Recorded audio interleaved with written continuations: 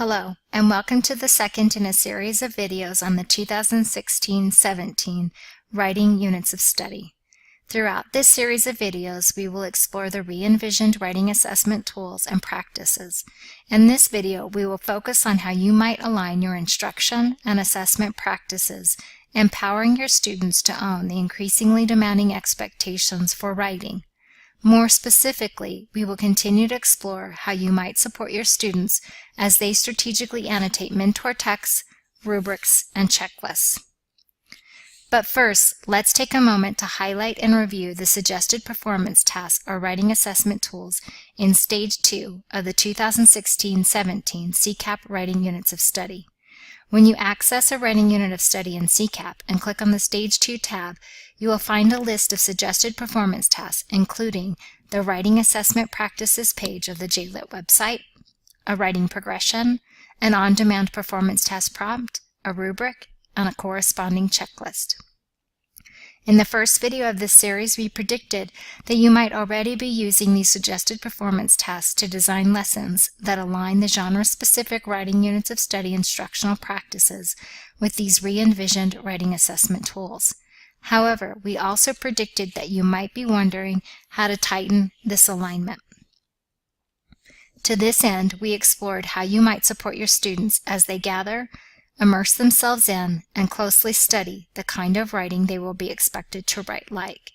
We also explored how you might introduce a checklist to your students and ask them to examine how the author of their self-selected mentor texts demonstrated the criteria or grade-level descriptors outlined on the checklist, asking them to identify one or two descriptors that they will need to further explore to better see what they might need to do as writers to meet these expectations.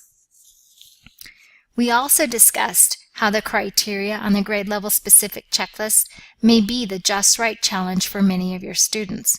But for your students who need acceleration, we also noted that you might opt to have students annotate grade level specific rubrics, as the rubrics outline the criteria from one grade level above to 2 grade levels below. To continue our exploration for how you might support your students as they strategically annotate mentor texts, rubrics, and checklists, let's take a peek at one of Jeffco's secondary ELA classrooms. In this video, Caitlin Wilson's 8th grade English Language Arts students at Wayne Carl Middle School are exploring narrative writing, annotating the Grade 8 narrative writing checklist. You'll notice that Caitlin prompts students to connect this learning to previous learning. She introduces them to the Grade 8 narrative writing checklist by asking them to highlight criteria that is confusing or needs additional clarification. She provides time for students to collaborate with one another to clarify and annotate the criteria, deepening their understanding of the expectations for the kind of writing they will write like. She explicitly connects the work of readers and writers. And finally, Caitlin asks students to share their partner thinking with the whole class to crystallize their learning.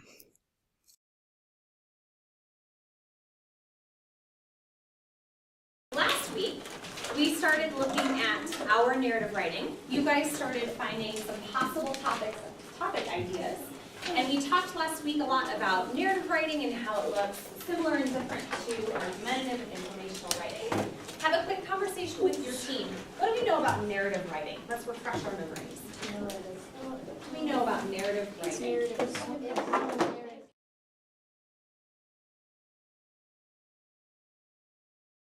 Take about 1 minute to read through just those 3 sections and highlight pieces that kind of feel confusing, pieces that make you go, huh, what is that talking about? Or, I don't really know what that means.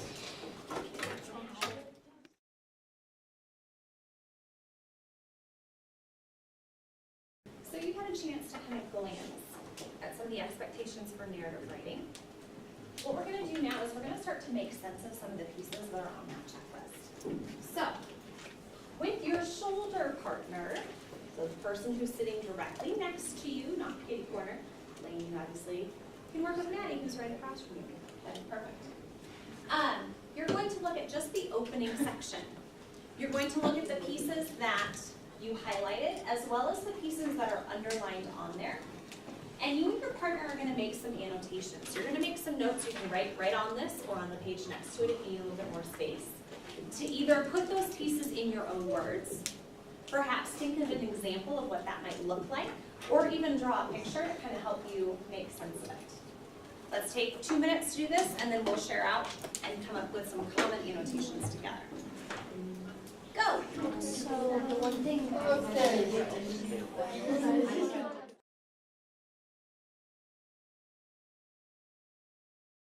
things that we got to do as readers was track the details that authors leave us in order to consider different themes that we might find in the text. As writers, you get to leave those details to help guide readers towards what you want them to take from your text, your story.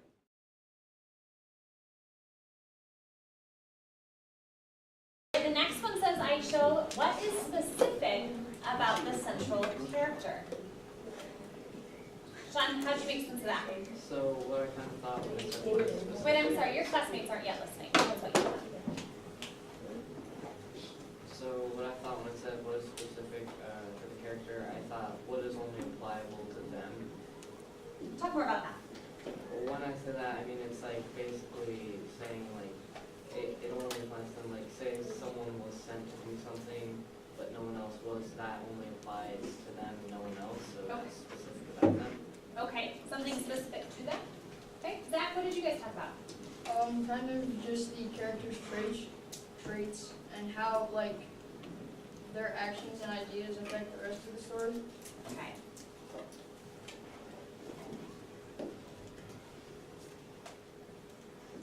Okay, so yeah, one of the things, we know we got introduced to our character and some of those traits at the beginning.